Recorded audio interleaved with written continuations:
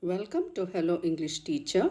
Today let's look at class 10 grammar, that is subject verb concord.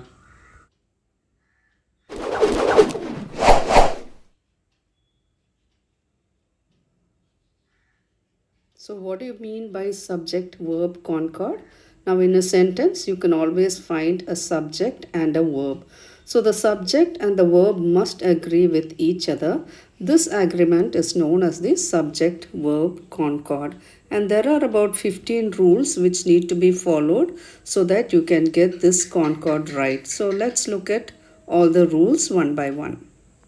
So here is the first rule. A singular subject always takes a singular verb. For example, the dog barks at the strangers. So the dog is a subject and it is singular, and barks is a verb. So always you must understand that verbs with S is a singular verb, is a singular pattern. Another example is a child plays in the park. So you can see that child is a singular subject and plays, that is a verb with S, is also a singular verb. So this is the first rule, singular subject, singular verb. Here is the second rule. The second rule says that a plural subject always has a plural verb. For example, the dogs bark loudly. So dogs, as you know, is a plural subject and the plural verb is without S. So that's why it is bark. Another example is the children play in the park. So children is plural and play is also plural. So plural subject, plural verb. So here is the third rule. Subjects joined by and always take a plural verb. That means when there are two subjects which are joined by the conjunction and takes a plural verb. For example, Ram and Sham are best friends. So Ram and Sham, you see two subjects are joined by and the verb is are, which is plural. Another example is the teacher and the principal have arrived.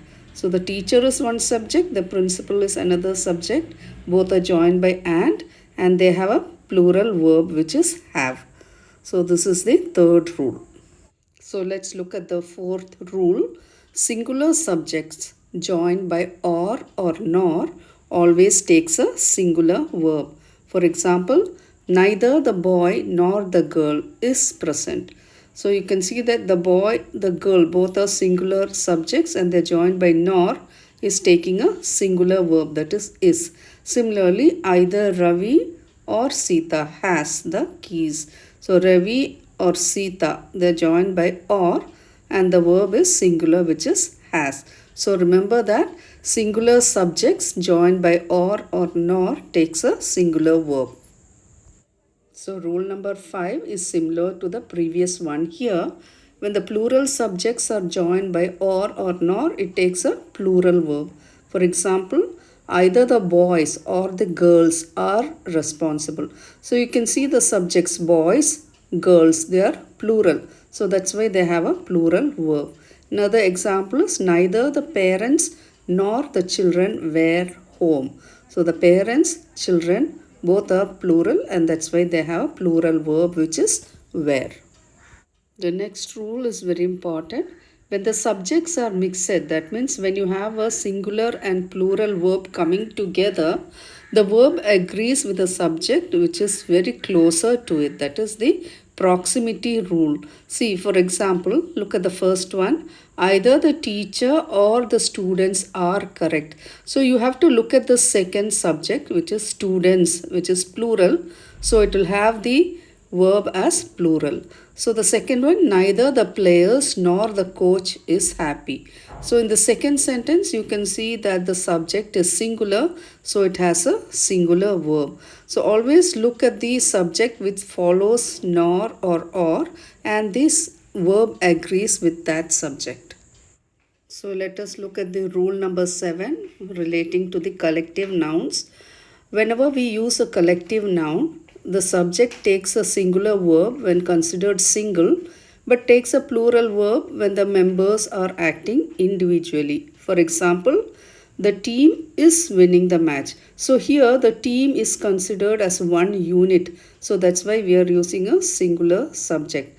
Now let's look at the next example. The team are arguing among themselves. So here in the team, all members are acting individually. So that's why we say the team are arguing among themselves. So you have to look at how the collective noun is used, whether as one single entity or a plural verb. So the verb takes accordingly.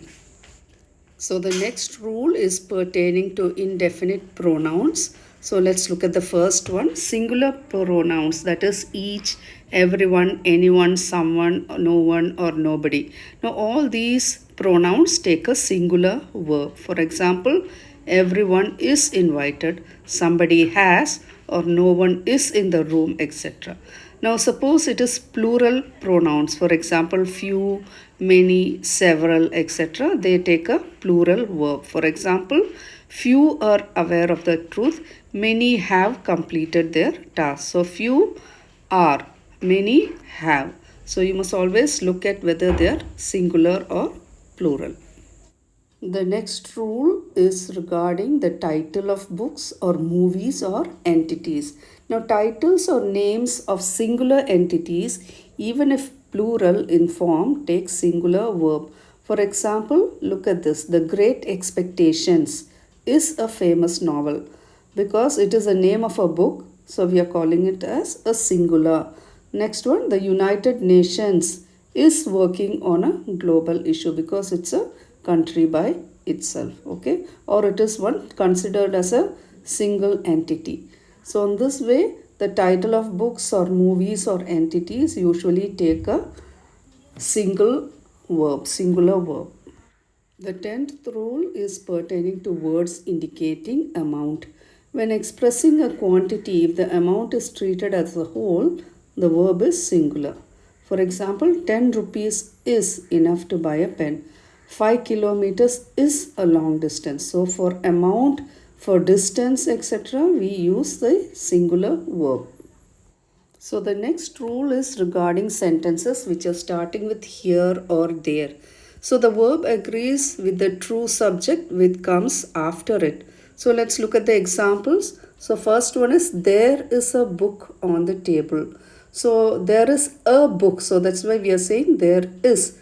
So let's look at the next example. Here are the documents. So when you see that this subject documents are plural, we are using a plural verb. In the first sentence, the subject is singular, that is a book. So that's why we use is.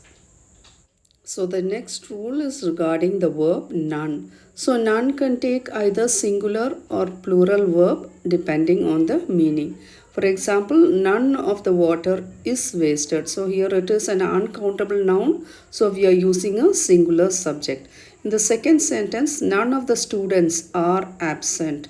So the countable noun is used. So that's why we are using are. So depending on the meaning of the sentence or the subject which is used with none, the verb changes. So when you look at subjects which are separated by phrases, always remember that the verb agrees with the main subject and not the intervening phrase. For example, the box of chocolates is on the table. So we are mostly considered about the main subject which is the box. So that is why we are using is.